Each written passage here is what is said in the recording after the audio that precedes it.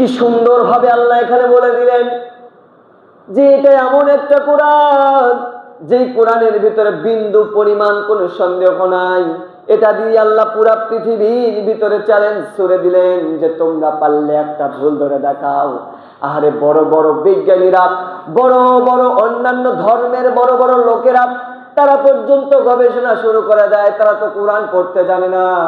দূর দূরান্ত থেকে চলে আসা আরবের দিকে আসার পরে তারা খুঁজে বেড়ায় এখানে সবচাইতে আরবির ভিতরে পাণ্ডিত্য অর্জন করেছে কোন ব্যক্তি, তার কাছে খুঁজে নেই। সর্বোচ্চ আরবির উপরে পারদর্শী লোকটাকে যখন খুঁজে নিয়েছে, তার কাছে একের পর এক শেখা শুরু করছে। আরবি শেখা কি শিখতেছে বলেন তো দেখি?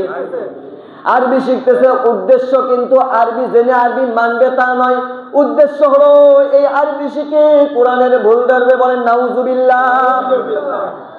আরবি শেখার পরে তারা আরবি পড়তে পড়তে গ্রামাটিক্যাল যত কায়দা আছে সবকিছু জানার পরে যখন কোরআন শুরু করবে, যাতে কোরআনের ভুল ধরতে পারে জন্য কিন্তু শিখতেছেন। মাসকে মাস চলে যায়, একের পর একদিন চলে যাওয়ার পর যখন সে পরিপূর্ণ শিখে ফেললো, তখন সে নিজে নিজে কোরআন পড়া শুরু করলো। আর চিন্তা কিন্তু মনের মধ্যে একটাই, যে এই কোরআনের ভিতরে শুরু থেকে শেষ পর্যন্ত আমি পড়বো আর কোরআনের ভুল ধরবো।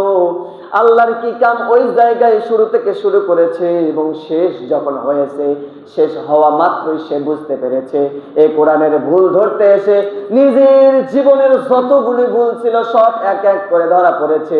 সুতরাং যার কাছে সে কোরআন শিখেছে ভুল ধরার জন্য, তার হাতে কালেমা পড়ে সে মুসলমান হয়ে গিয়েছে নিজেকে সংশোধন করার জন্য। সুবহানাল্লাহ।